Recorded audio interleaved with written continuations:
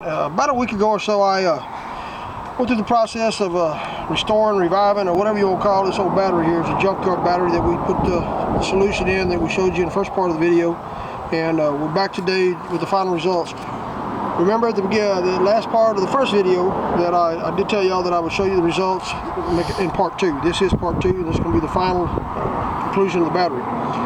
This thing has been sitting now since I did the video about a week ago or so, and we had some bad cold weather come in, rainy weather, and it's just been set on the shelf out there. I haven't checked it since then, so hopefully the results are going to be pretty good. My speedway tester, the actual probe on the end came off of it, so I don't have a tester to test that with, but I do have this Klein Tools, and it does have 12 volts, so you know, to test it with, so you'll be able to see how many volts are in the battery. We'll also do the load test on it with this old tool here, see how it comes out. Alright folks, here we go for the final conclusion.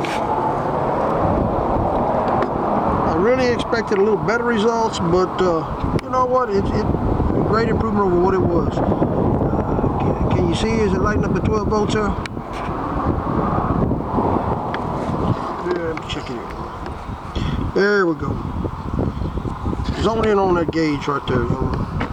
Getting in closer where it says 12 volts there so they can actually see it. As you see, this meter does show it has 12 volts in the battery. So we started at 6, we're at 12. It's been sitting for a long time. So we did have an improvement on it.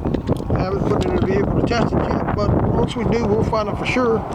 But it should start it. I mean, 12 volts. Now we're going to put the load tester on it. As you see what we got there, that's a big improvement over what we had.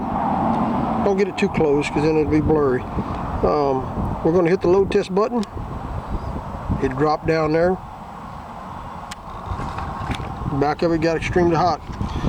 So my conclusion, folks, I guess that the solution we used inside the battery did help it.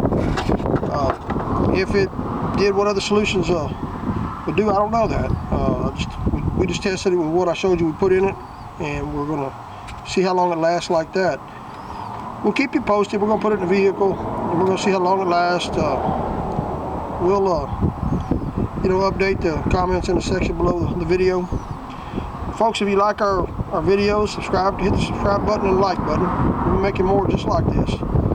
Similar videos, do-it-yourself how-tos, whatever you might be interested in, drop us a line in the comment section.